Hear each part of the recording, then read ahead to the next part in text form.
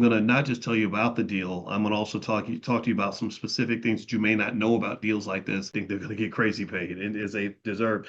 Is one, a lot of times the headline dollar amount is almost never guaranteed money. Like it's not like they just write a big check for 200 million and it's over.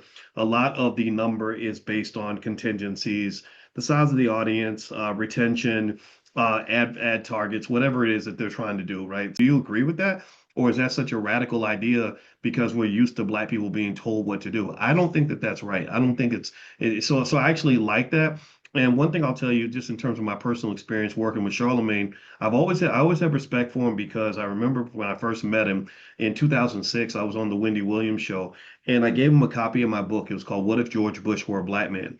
And I'd given other celebrities a copy of my book, and I assume that they're not going to read it. I mean, you're famous, you don't have time to read my book.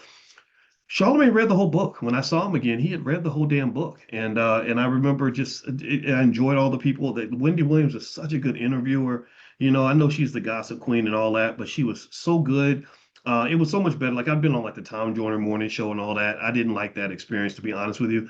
Wendy's show, because Charlamagne and Wendy was such a great team, I wish they were still working together, even though Wendy looks like she's struggling a little bit.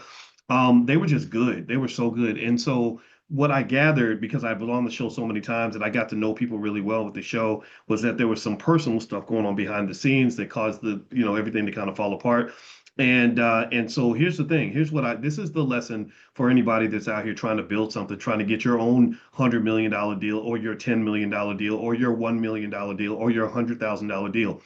After Wendy left, radio, I remember it was a big deal. I was on her show the week she was leaving, and me and her were sitting there for an hour. And on radio, it's interesting because the breaks are really long. So you get to talk a long time during the breaks. The breaks are longer than the damn show.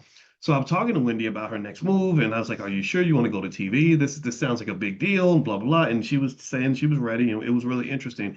And here's the thing though, Charlamagne wasn't like after it was done. From what I understood, Charlamagne just had to go back to South Carolina.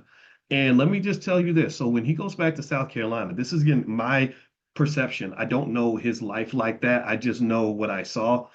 He will call me and ask me to be on his show that he was doing in South Carolina. What nobody listened to this show.